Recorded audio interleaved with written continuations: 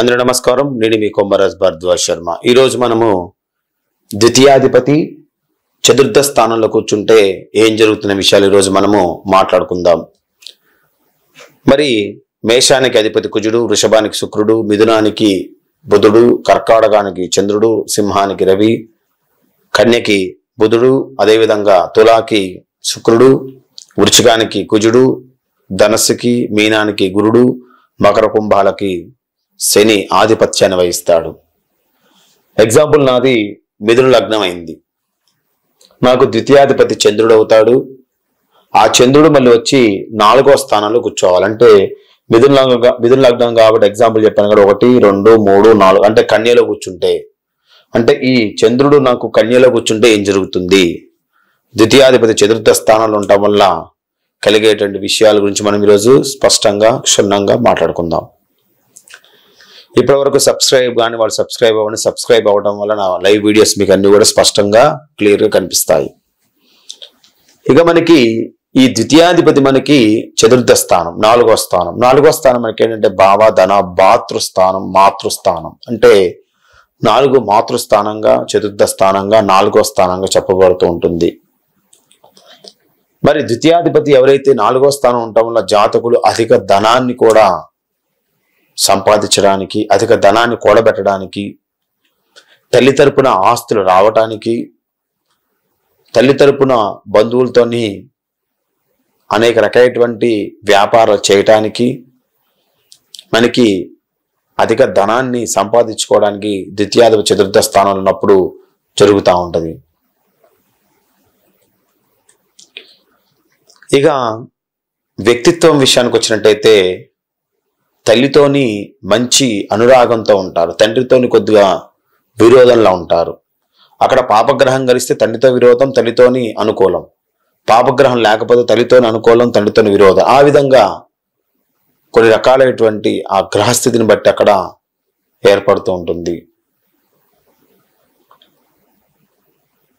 ఎక్కువ శాతం కూడా వీరు తమకు విరోధులైన వారికి కూడా, విరోధులైన వారిని కూడా రక్షించి, విరోధులైన వారిని కూడా ఒక పైకి తీసుకొని రావాలని, విరోధులైన వారితో కూడా మంచిగా వారితోని కలుపులుగా ఉండాలని, దృఢమైన శాశ్వతమైన రక్షణ కవచాన్ని ఏర్పరచుకోవాలని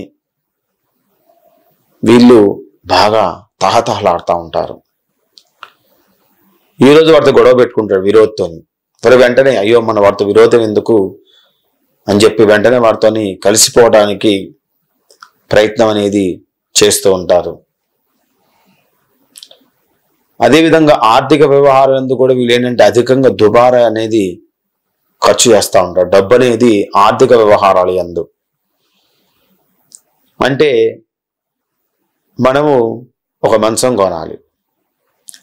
మంచం కొనాలంటే మంచం మనకి 1000 రూపాయల నుంచి మొదలుపెట్టి ₹1,00,000 వరకు ఉంటుంది. లేక 1000 రూపాయలు వద్దు, 10,000 వద్దు, 50,000, ₹1,00,000 చివర ఏదైతే ఉందో ఆ చివర దాన్ని ఎంచుకోవడానికి అవకాశం ఎక్కువ. దానివల్ల అధిక దుబారాన్ని చేస్తూ ఉంటారు. స్నేహితులకి అధికంగా ఖర్చు పెడతా ఉంటారు. అయినప్పటికీ ధనం విషయంలో వీరికి ఎటువంటి లోటు అనేది ఉండదు. వీరికి భూములు అధికంగా ఉండడం వల్ల ధనం అనేది పెరగటం జరుగుతూ ఉంటుంది. అదేవిధంగా వీరికి భూములు యందు, అదేవిధంగా అప్పు విషయంలో, వాటి విషయాల్లో బాగా నాలెడ్జ్ని కలిగి ఉండటం అనేది కూడా జరుగుతూ ఉంటుంది. ఇక భూముల విషయంలో కానీ, ధనం విషయంలో కానీ, కూడబెట్టే విషయంలో కానీ, ఇతర వ్యవహారాల విషయంలో కానీ ఆర్థికంగా వీళ్ళకి చాలా బాగుంటుంది. దానిపైన మంచి నాలెడ్జ్ అనేది వీళ్ళకి ఉండడం అనేది జరుగుతుంది. మళ్ళీ మనం చెప్పుకున్నట్టు తల్లిపై బంధువులతో ఎక్కువ శాతం సహాయ సహకారాలు లభిస్తాయి. తల్లిదండ్రుల బంధువులు అంటే తల్లి చెల్లి కానీ, తల్లి అన్నయ్య కానీ, పిన్ని కానీ, ఏదైనా సరే వాళ్ళతోని బంధువుల యొక్క సహాయ సహకారం మనకి మంచిగా లభిస్తాయి. ముఖ్యంగా ధనస్థానాధిపతి 4వ భావంలో ఉన్న సర్వ సంపదలు మొత్తం కూడా కలవాడుగా మారుతూ ఉంటాడు. ధనస్థానాధిపతి 4వ స్థానంలో ఉండటం అనేది మంచి యోగం. సర్వ సంపదలు మొత్తం కూడా కలగటానికి అక్కడ అవకాశాన్ని కలగజేస్తూ ఉంటాడు.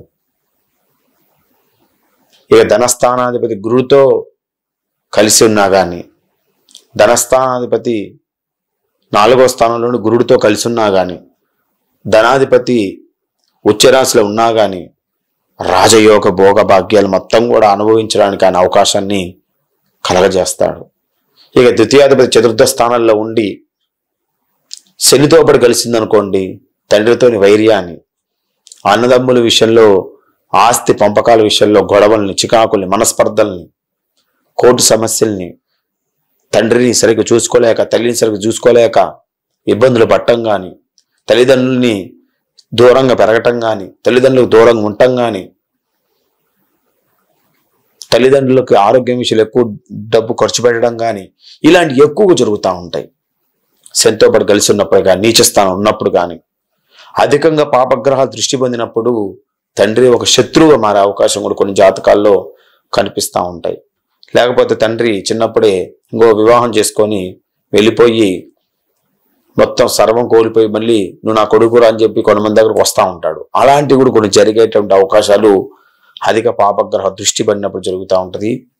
శని నీచంలో ఉండి 4వ స్థానంలో ఉన్న గ్రహం పైన దృష్టి పట్టడం వల్ల తండ్రి వలన సమస్యలను ఎక్కువగా ఫేస్ చేసేటువంటి జాతకాలు చాలా మనకు కనిపించాయి. ఇది ద్వితీయాధిపతి మనకి చతుర్థ స్థానంలో ఉన్నప్పుడు జరిగేటువంటి విషయాలు. మరి ద్వితీయ స్థానంలో ఏ గ్రహం ఉంటే ఏం జరుగుతుంది అనే విషయాలు మొత్తం కూడా మనము క్షుణ్ణంగా తెలుసుకుందాం. మరి ఈ ద్వితీయ భావంలో మనకు దాన్ని ధనస్థానం అంటాం, ధనభావం అంటాం. మనం ధనస్థానంలో మనకి రవి నుంచి మొదలుపెట్టి కేతు వరకు 9 గ్రహాలు మనకి కూర్చోవడం అనేది జరుగుతూ ఉంటుంది. ఒక్కోసారి ఏ గ్రహం కూడా కూర్చొని ఉండదు. అప్పుడు కూడా దాన్ని కూడా మనం క్యాలిక్యులేట్ చేయాలి. ముఖ్యంగా మనము ధనస్థానం 2వ స్థానం మనకి రవి ఉండటం అనేది మంచిది కాదు. ధనస్థానం రవి ఉండటం వల్ల డబ్బు అనేది ఆవిరైపోతూ ఉంటుంది. ధనహీనుడుగాను చక్రం మారుస్తూ ఉంటుంది. ఒకవేళ ధనం ఉన్నా సరే అది రాగి రూపంలో కానీ, ఎర్రని వస్తు రూపంలో కానీ, బంగారు రూపంలో కానీ, ఏదో ఒక వస్తు రూపంలో ఉంటుంది తప్ప వ్యక్తిగతంగా అతనికి చేతిలో ఉండనీయకోకుండా చేస్తూ ఉంటుంది. వస్తు రూపంలో అక్కడ ఉండడానికి అవకాశం ఎక్కువగా ఉంటూ ఉంటుంది. ఇక ధనస్థానంలో మనకి చంద్రుడు ఉన్నట్టయితే చంద్రుడు మనం 2 రకాల క్యాలిక్యులేట్ చేయాలి. పూర్ణచంద్రుడు, అదేవిధంగా క్షీణచంద్రుడు.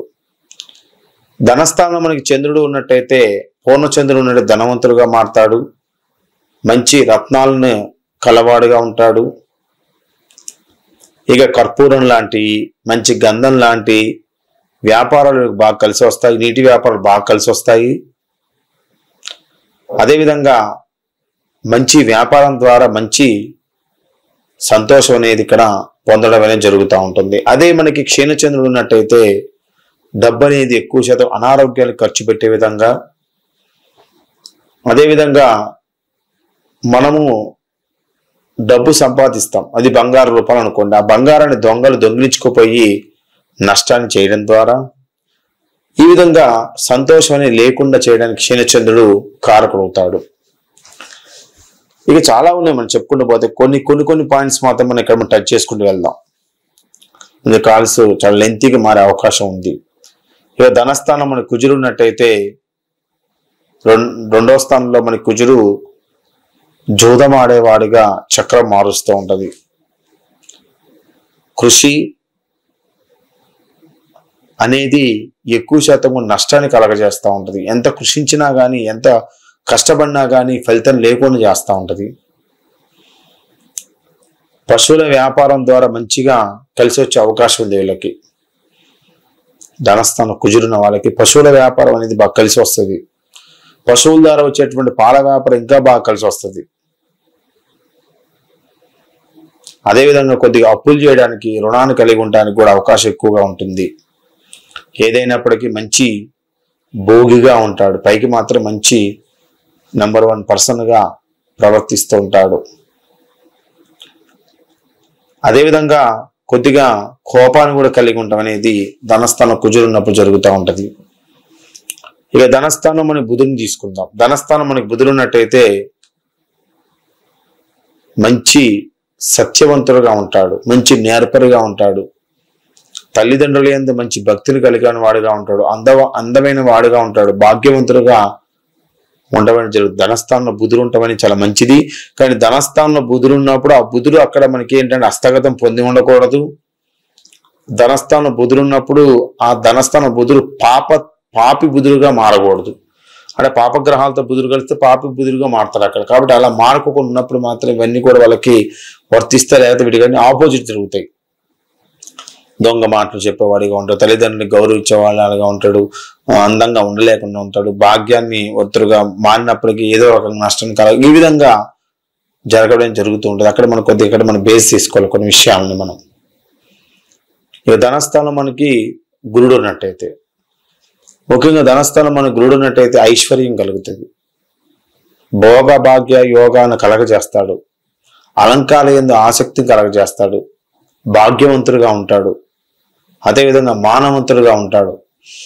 ఇక ధనస్థానంలో గురుడు మనం ఒక ఎగ్జాంపుల్ తీసుకున్నట్టయితే, ఇక్కడ ధనస్సు లగ్నం తీసుకున్నట్టయితే ధనస్థానం మనకి ఏమవుతుంది, 2వ స్థానం ఇక్కడ మకరం అవుతుంది.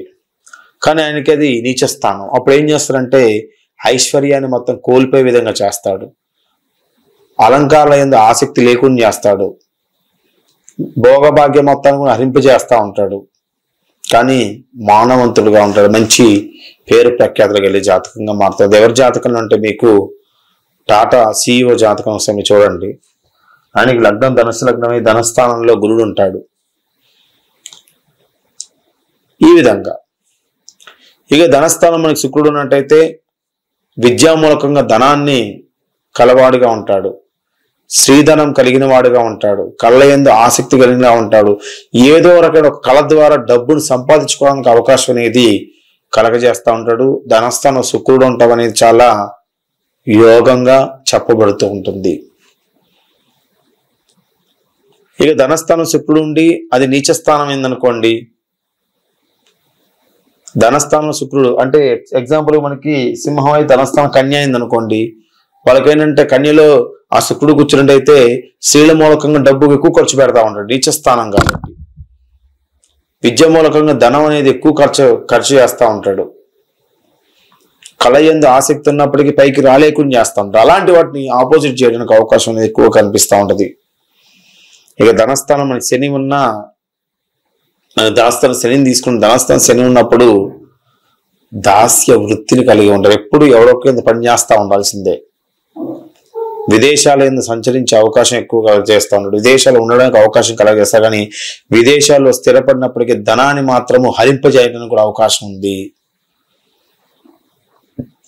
ఎవరైతే మకరంలో లగ్నంలో పుట్టి శని కుంభంలో ఉంటే వాళ్ళు మంచి రాజయోగ చక్రం మారుస్తూ ఉంటుంది, అది కూడా ఉంది ఇక్కడ మళ్ళీ.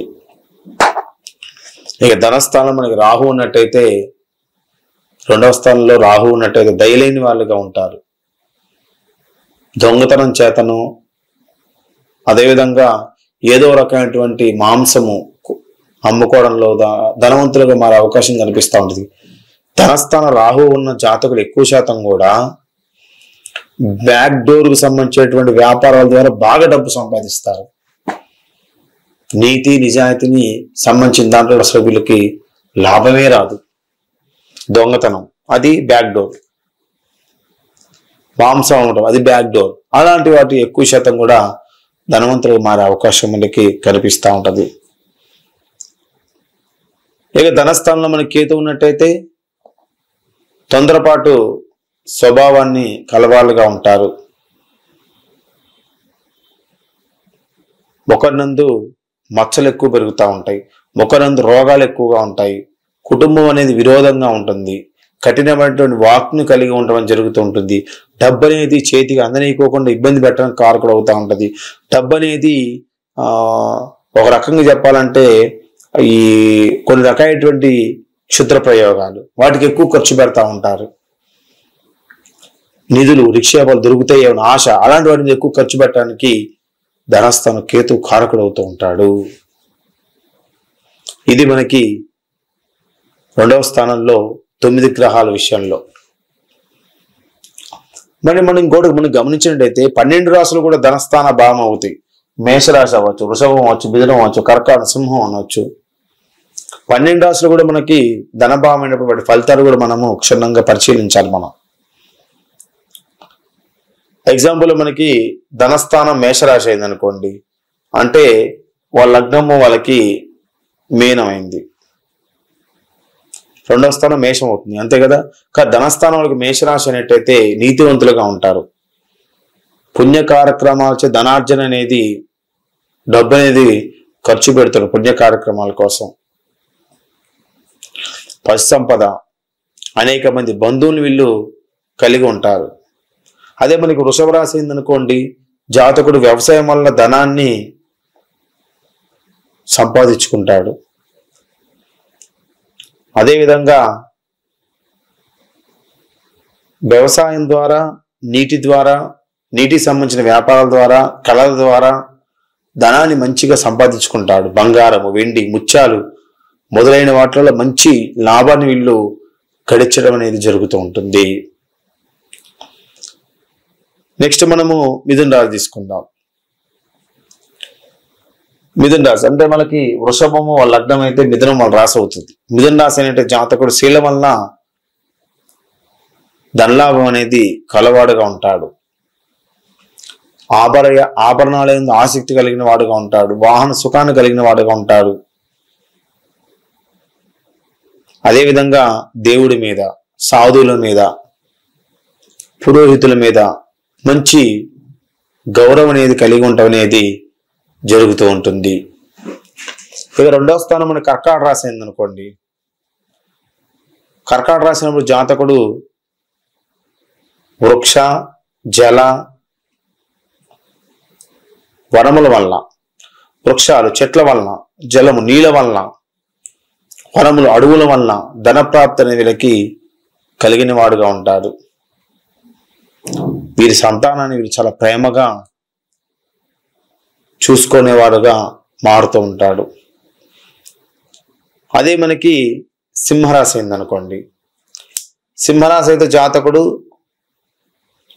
అరణ్యాల వలన, అడవుల వల్ల ధనం అనేది మొత్తం కూడా పొందడం అనేది జరుగుతూ ఉంటుంది. ఈ సింహరాశి అవడం వల్ల, సింహం అంటేనే మనకి అడవి మొత్తానికి రాజు కాబట్టి సమస్త జనానికి మొత్తానికి రాజులాగా ఉండే వ్యక్తిలాగా చక్రం మారుస్తూ ఉంటుంది. తన యొక్క డబ్బుని మాత్రమే ఖర్చు పెట్టడానికి అవకాశం అనేది ఎక్కువ శాతం కూడా కలగజేస్తూ ఉంటాడు. ఇక కన్యారాశి, మన కన్యారాశి ఎందునుకోండి, జాతకులకి ఎక్కువ శాతం కూడా ఒక పెద్ద వ్యక్తుల వల్ల, ఎమ్మెల్యే కానీ, ఎంపీ కానీ, లేకపోతే మినిస్టర్ కానీ, లేకపోతే ప్రభుత్వం ద్వారా కానీ ధనం అనేది పొందేవాడుగా మారుతూ ఉంటాడు. అదే మనకి తులారాశి అయిందనుకోండి, తులారాశి అయితే జాతకుడు ఎక్కువ శాతం కూడా వ్యవసాయం వలన, పుత్రుల వలన, కోర్టుల్లో కేసులు గెలవడం వలన, అదేవిధంగా పూర్వకాల యుద్ధాలు ఉండే యుద్ధాల వలన, పుణ్య కార్యక్రమాల వలన ఇవి వీళ్ళు ధనాన్ని పొందుతారు. కానీ వీళ్ళు ధనం ఎప్పుడు కూడా సామాన్య ధనవంతులుగానే చక్రం మారుస్తూ ఉంటుంది. కాబట్టి తులారాశిలో జాతకుడు ఎప్పుడు కూడా సామాన్య ధనవంతులుగా చక్రం మారుస్తుంది. కాబట్టి కన్యా లగ్నం అయితే తులా 2వ స్థానం అవుతుంది. కాబట్టి కన్యారాశిలో ఉన్నవా, కన్యా లగ్నంలో జాతకులు ఎక్కువ శాతం కూడా మీరు గమనిస్తే సౌమ్యులుగా ఉంటారు బాగా. నెక్స్ట్ మనం వృశ్చిక రాశి తీసుకుందాం. తులారాశి అయిపోయింది కదా, నెక్స్ట్ వృశ్చిక రాశి తీసుకున్నట్లయితే, వృశ్చిక రాశి జాతకులు ఎక్కువ శాతం కూడా పంటల వలన, రాళ్ల వలన, చేతి పనుల వలన అధిక ధనార్జన అనేది చేస్తూ ఉంటారు. అంటే ఈ వృశ్చిక రాశి జాతకు ఎక్కువ శాతం పంటలు ఏదైనా పంట వేస్తే మంచి యోగం. రాళ్ల వలన, రాళ్ళు అంటే ఏంటి, జెమ్స్, రాళ్ళు అమ్ముకోవడం కానీ, రాళ్ళు తయారు చేయడం కానీ, లేదా రాళ్ళకు సంబంధించిన వ్యాపారం చేయడం వల్ల కానీ, అయితే మనకి ఇప్పుడు నాపరాలు ఉన్నాయి, నాపరాలు కానీ ఏదైనా కాదు, ఒక రాయికి సంబంధించిన వ్యాపారం వీళ్ళకి బాగా కలిసి వస్తుంది. చేతి పనుల వల్ల అధిక డబ్బుని వీళ్ళు వృశ్చిక రాశి వాళ్ళు సంపాదించుకోవచ్చు. ఇక ధనుసు రాశి అనేటైతే, ఈ ధనుసు రాశి అనే జాతకుడు సిరి సంపద వల్ల ధనాదాయం అనేది కలవాడుగా ఉంటాడు. పశువుల వలన, వైద్యం వలన, ధర్మ క్రియాదుల వలన ధనం మొత్తం కూడా కలిగి ఉంటాడు. ముఖ్యంగా జాతకుడు ఏంటంటే ఈ ధనుసు రాశి ఏంటంటే సిరి సంపదలు, వీళ్ళ తాతగారు తండ్రి గారు కూడా బాగా సంపాదిస్తాడు. ఆ సిరి సంపదలు అవన్నీ కూడా వాటి వల్ల ధనం అనేది కలిగిన వాడుగా ఉంటాడు. పశువుల వలన, పశువులు పెంచి పోషించి వాటికి పాలు తీసి అమ్మడం వల్ల మంచి ధనాదాయం. వైద్యం వలన, హాస్పిటల్ వాటి వలన, అదేవిధంగా ధర్మక్రియాదులు సంబంధించిన వ్యాపారం వలన, ధర్మంగా నడిపేటువంటి వ్యాపారాలు, వడ్డీ వ్యాపారం ధర్మంగా నడిపే ధనాన్ని కలగజేస్తూ ఉంటుంది. అలాంటి మంచి ధనుసు రాశి జాతకులు కలగజేస్తూ ఉంటుంది. ఇక మకర రాశి అయిందనుకోండి, అంటే వాళ్ళకు ధనస్థానం మకరమైనట్టయితే, మకర రాశి అయినట్టయితే జాతకుడు అనేక ఉపాయాల వలన, రాజసేవల వలన, కృషి వలన, గొప్ప స్నేహితుల వలన ధనలబ్ధి అనేది వీళ్ళకి ఎప్పుడు కలుగుతూ ఉంటుంది. మకర రాశి జాతకుడు అనేక ఉపాయాల వలన, అదేవిధంగా ఎమ్మెల్యే కానీ ఎంపీ కానీ ఎవడో ఒక సేవ చేయటం వలన, కృషించి బాగా పనిచేయటం వలన, గొప్ప స్నేహితుల వలన ధనలబ్ధి అనేది కలుగుతుంటుంది. ఎవడు అమెరికాలో ఉంటాడు, అలాంటి సంవత్సరం ఈసారి బాగాలేదు, కొద్ది ఇబ్బంది అంటే ఏమైనా డబ్బు వేస్తాడు వాడు, ఆ ధనలబ్ధి కదా అలాంటివి కలగటం వలన. కొంతమంది స్నేహితులు ఉంటారు, పక్కన వాడు నా స్నేహితుడు వాడు ఎట్టిన పైకి లేపడినటువంటి వాడి మీద పెట్టుబడి పెట్టి ఎట్లా ఒకటి పైకి లేవడం ప్రయత్నం చేస్తూ ఉంటారు. దాని వలన వీళ్ళకి మంచి ధన లబ్ధి అనేది కలగడం అనేది జరుగుతూ ఉంటుంది. ఈ కుంభరాశి, కుంభరాశి అనేటట్టు ఎక్కువ శాతం ఫలాలు, పుష్పాలు, నీళ్ళ వలన ధన సంపాదన ఈ కలగజేస్తూ ఉంటారు. కుంభరాశి అనేటువంటి వాళ్ళకి ఫలాల వలన, ఫలాలు అంటే పండ్లు, పుష్పములు అంటే పూలు, నీరు, వీటి వల్ల మంచి ధన సంపాదన వీళ్ళకి కలగజేస్తూ ఉంటారు. వీళ్ళేంటంటే మంచి ఉపకారకమైనటువంటి ధనాన్ని సంపాదించుకునే విధంగా చక్రం మారుస్తూ ఉంటుంది వీళ్ళకి. ఇక మీన రాశి అయినట్టయితే, మీన రాశి అవ్వాలంటే వాళ్ళ కుంభ లగ్నం అయితే మీన రాశి అవుతుంది, రెండో ధనస్థానం అట్లా అనమాట. ఇక మీన రాశి అయినట్టయితే జాతకుడు అనేక విధాల ఉపాయాల వలన, అదేవిధంగా నిధులు నిక్షేపాల వలన,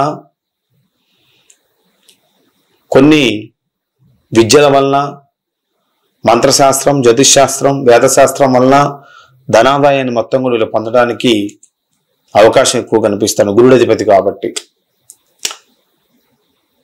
ఇది మనకి 12 రాశులు అయినప్పుడు. మరి మనకి జాతచక్రంలో డబ్బు పొందాలంటే ధనయోగం ఏంటి? ముఖ్యంగా మనకి జాతచక్రంలో కొన్ని ధనయోగాలు మనకి ఇవ్వటం అనేది జరిగింది. వాటి గురించి మనం క్షుణ్ణంగా తెలుసుకోవాలి. ఈ ధనయోగాల విషయంలోకి వచ్చినట్లయితే లాభాధిపతి, ధనస్థానాధిపతి. లాభాధిపతి అంటే మనకి 11, ధనాధిపతి 2. కాబట్టి లాభాధిపతి, ధనాధిపతి ఒకరికొకరు మిత్రులై లగ్నంలో ఉన్నట్టయితే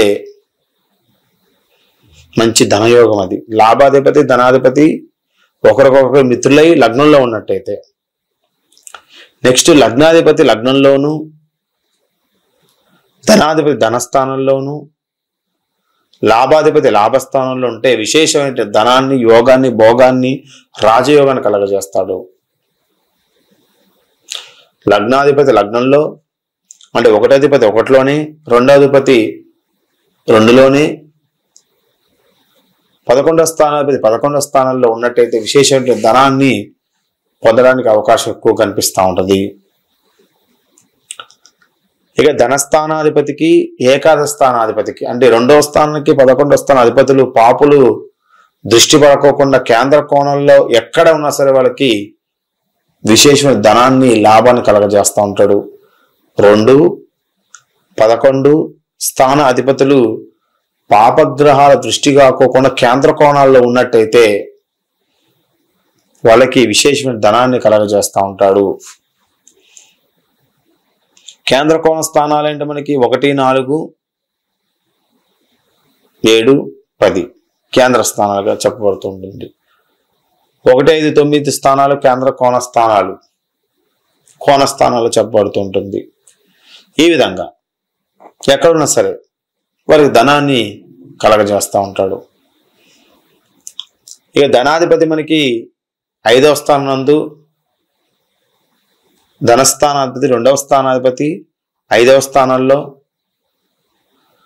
9వ స్థానాధిపతితో కలిసి ఉన్నా కానీ ధనవంతులుగా మారుతుంటారు. ధనాధిపతి 5వ స్థానంలో ఉన్న, 2వ స్థానాధిపతి 5వ స్థానంలో ఉండి 9వ స్థానాధిపతితో కలిసి ఉన్నప్పుడు మనకి ధనవంతులుగా మారడానికి అవకాశం ఎక్కువగా ఉంటుంది. ఇక ధనాధిపతి మనకి బుధుడితో కలిసి ఉన్నప్పుడు, 2వ స్థానాధిపతి బుధుడితో కలిసి ఉన్నప్పుడు, కేంద్రాల యందు కేతుతో కలిసి ఉన్నప్పుడు బంగారము, రత్నము వంటి కలిగి మంచి యోగభోగ భాగ్యాలను వాళ్ళు కలగజేస్తూ ఉంటారు. ధనస్థానాధిపతి బుధుడితో కలిసి కేంద్రాల యందు కేతుతో కలిసి ఉన్నా సరే బంగారము, రత్నం వంటి కలగజేస్తూ ఉంటాడు. నెక్స్ట్ 2వ స్థానాధిపతి గురుడై కుజుడితో కలిసి, 2వ స్థానాధిపతి గురుడై కుజుడితో కలిసి ద్వితీయ స్థానం మనకి ఉన్నట్టయితే ధనవంతులుగా మారతాడు. 2వ అధిపతి గురుడై, 2వ స్థానాధిపతి గురుడై అంటే మనకి వృచ్చికం అయితే 2వ స్థానం మనకి ధనస్సు అవుతుంది, అప్పుడు మనకి గురుడు అవుతాడు. 2వ స్థానాధిపతి గురుడై కుజుడితో పాటు కలిసి ఉన్నప్పుడు అంటే వీళ్ళకి వృచ్చికానికి, ధనస్సుకి లేదా మీనానికి, మేషానికి అవి వర్తిస్తుంది. బాగా గమనించండి. 2వ స్థానాధిపతి గురుడై కుజుడితో కలిసి ద్వితీయ స్థానంలో ఉన్నప్పుడు ధనవంతులు అవి అవకాశం చక్రం చూపిస్తూ ఉంటుంది. 2, 11 స్థాన అధిపతులు మనకి 6వ స్థానంతో పాపులతో కూడినా సరే ధనహీనులుగా మారుతూ ఉంటారు. 2, 11 స్థానాధిపతులు 6వ స్థానంలో పాపులతో ఉన్నట్టయితే ధనహీనులుగా మారుస్తూ ఉంటాడు. 2, 11 స్థానాధిపతులు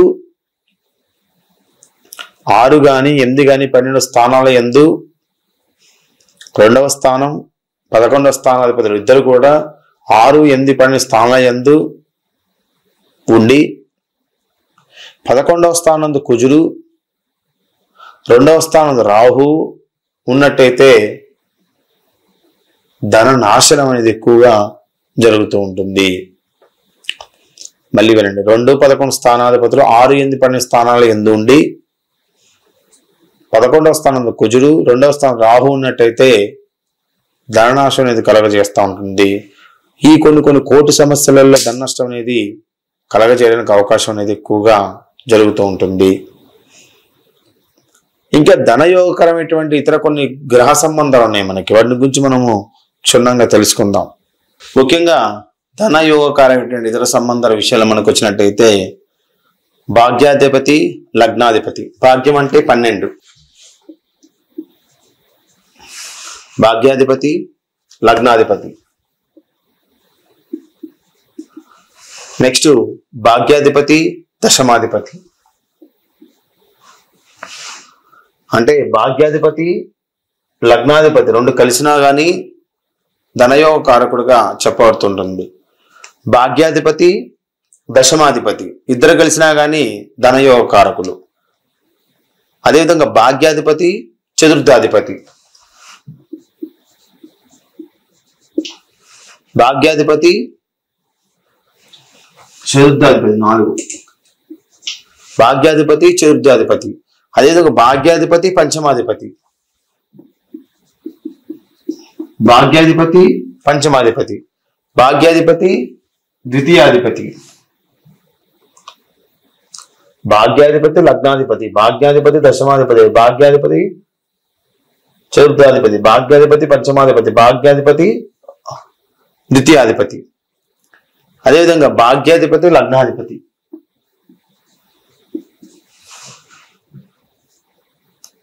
ఈ భాగ్యం లగ్నం చెప్పాను మనం. ఈ యొక్క మెయిన్ గా ఈ పాయింట్స్లలో మెయిన్ గా ఈ గ్రహాలు కలిసి ఉన్నట్టయితే మంచి లాభాన్ని కలగజేస్తూ ఉంటది. అదేవిధంగా మనకి దశమాధిపతి, లగ్నాధిపతి. దశమాధిపతి, లగ్నాధిపతి 10, 11. దశమాధిపతి, చతుర్థాధిపతి 10 4, దశమాధిపతి లాభాధిపతి, దశమ 10 లాభాధిపతి 11,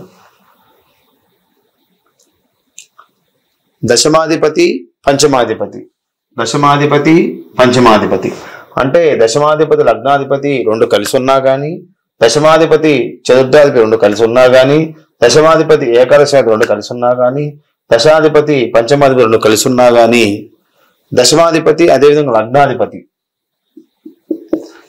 ఈ పాయింట్లలో మనం కలిసి ఉన్నట్టయితే వాళ్ళకి ధనలాభాన్ని ఎక్కువగా వాళ్ళకి కలగజేస్తూ ఉంటాడు. ఇక నెక్స్ట్ మనకి లాభాధిపతి ద్వితీయాధిపతి. లాభాధిపతి 11, ద్వితీయాధిపతి అంటే 2. లాభాధిపతి అదేవిధంగా ద్వితీయాధిపతి, లాభాధిపతి చతుర్థాధిపతి,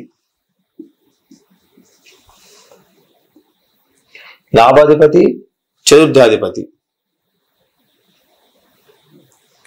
అదేవిధంగా లాభాధిపతి అదేవిధంగా లగ్నాధిపతి,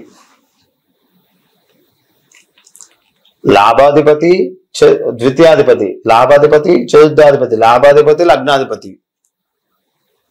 ఇవి కూడా వాళ్ళకి యోగాన్ని కలగజేస్తూ ఉంటారు. కలిసి ఉన్నా సరే అది డబ్బుని ఏదో రకంగా చూపించుకోవడం అనేది జరుగుతూ ఉంటుంది. అదేవిధంగా లగ్నాధిపతి నెక్స్ట్ ద్వితీయాధిపతి, లగ్నాధిపతి ద్వితీయాధిపతి ఈ 2 కలిసి ఉన్నా సరే వాళ్ళకి మంచి ధనయోగాన్ని కలగజేయడం జరుగుతూ ఉంటుంది. ఇది మనకి 2వ స్థానం విషయంలో. ఇంకోటి ఏంటంటే ముఖ్యంగా ఈ జాతకాలు అది ముఖ్యం ఏంటంటే లగ్నాధిపతి పంచమాధిపతి 1 అదేవిధంగా 5 1, 5 స్థానాధిపతులు ఇద్దరు కలిసి ఉన్నప్పుడు కానీ, అదేవిధంగా ధనస్థానాధిపతి అదేవిధంగా పంచమాధిపతి కలిసి ఉన్నప్పుడు కానీ విశేషమైన ధనాన్ని వాళ్ళకి ఇవ్వటం అనేది జరుగుతూ ఉంటుంది. ఇక ద్వితీయాధిపతి చతుర్థాధిపతి కలిసి ఉన్నప్పుడు తండ్రి ద్వారా ఆస్తుల్ని ఇక్కడ తీసుకురాడు. ఒక్కొక్క కాంబినేషన్ ఒక్కొక్క రకంగా ఇక్కడ క్రియేట్ అవుతుంటది. అదేవిధంగా చతుర్థాధిపతి పంచమాధిపతి తండ్రి ద్వారా లాభాన్ని కలగజేస్తాడు, సంతానం ద్వారా లాభాన్ని కలగజేస్తుంటాడు. ఈ యోగాలు మనకి 12 భావాలు యందు మనకి ఏర్పడి మంచి విశేష ఫలితాన్ని కలగజేస్తూ ఉంటుంది. వీటి గురించి మనం క్షుణ్ణంగా మన తర్వాత క్లాసు తెలుసుకుందాం. ఈ 2 కాంబినేషన్లో ఏం జరుగుతుంది, ఏంటి, ఎలాంటి ఫలితాన్ని కలగజేస్తే విషయాలు మొత్తం కూడా ఇక్కడ లెంతీ అవుతుంది క్లాసు. తదుపరి క్లాసులో మనం వివరంగా తెలియజేసుకోవడానికి అవకాశం ఎక్కువగా ఉంటుంది. ముఖ్యంగా మనకి 8, 12 స్థానాల యందు అర్థఫలాన్ని, 6వ భావం ముందు పావు ఫలితాన్ని ఇక్కడ ఇవ్వటం జరుగుతూ ఉంటుంది. ఇక్కడ చెప్పారు మీకు ఈ ధనస్థానాధిపతి ఎప్పుడైనా సరే 8, 12 స్థానాల్లో ఉంటే అరఫలాన్ని, 6వ భావంలో పావు ఫలాన్ని మాత్రమే కొన్ని కలగజేస్తూ ఉంటాయి. ఇది ధనస్థానం గురించి. ధనస్థానంలో అంటే 2వ స్థానాధిపతి లగ్నంలో కూర్చుంటే ఏం జరుగుతుంది, 2వ స్థానంలో ఏ గ్రహాలు కూర్చుని జరుగుతుంది అనే విషయాలు మొత్తం కూడా మనం క్షుణ్ణంగా తెలుసుకున్నాం. తదుపరి క్లాసులో 2వ స్థానాధిపతి 2వ స్థానంలో ఉంటే ఏం జరుగుతున్న విషయాలు వివరంగా తెలుసుకుందాం. అందరూ వీడియో లైక్ చేయండి, షేర్ చేయండి, సబ్స్క్రైబ్ అవ్వండి. మీ కామెంట్ ఖచ్చితంగా తెలియజేయండి. మీకు కుమార్ భరద్వాజ్ శర్మ.